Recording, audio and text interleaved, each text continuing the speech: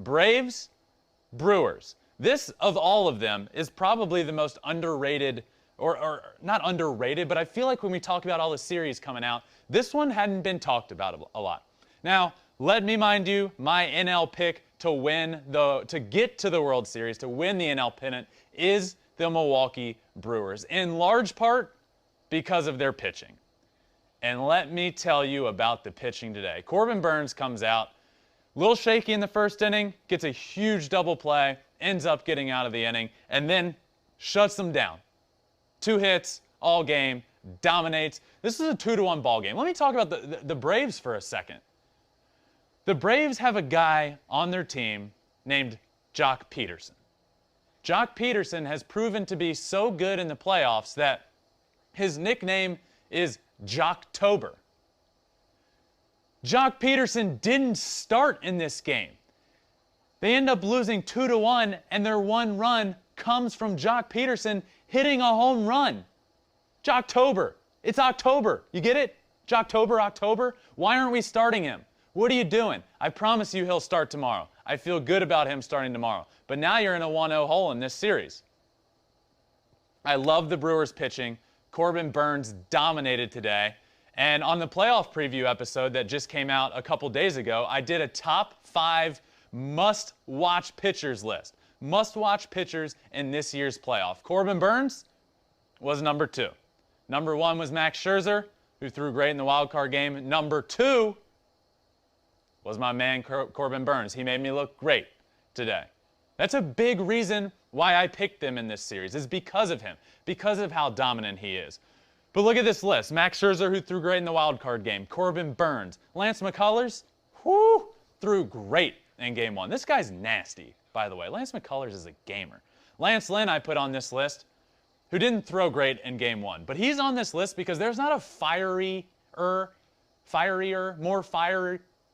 more fiery pitcher in the game than Lance Lynn. So whenever he's out on the mound, you got to watch him. It doesn't matter if he does well or doesn't. He's going to come off the mound and he's going to yell at somebody. It might be the opposing team. It might be the grandma in the second stands eating a hot dog. It doesn't matter. He's got that much fire that he brings it every single game, and it's so fun to watch. But he didn't throw great in game 1 of the series. And Nate Eovaldi, this guy is one of the most underrated playoff pitchers, certainly pitching right now. But this guy isn't a household name, and he gets the job done in the playoffs.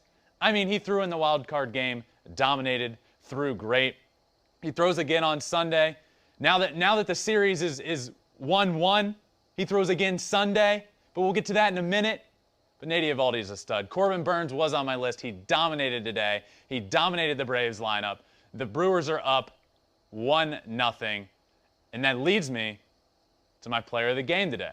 My player of the game in the Brewers-Atlanta Braves series opener is Corbin Burnes. Dominated.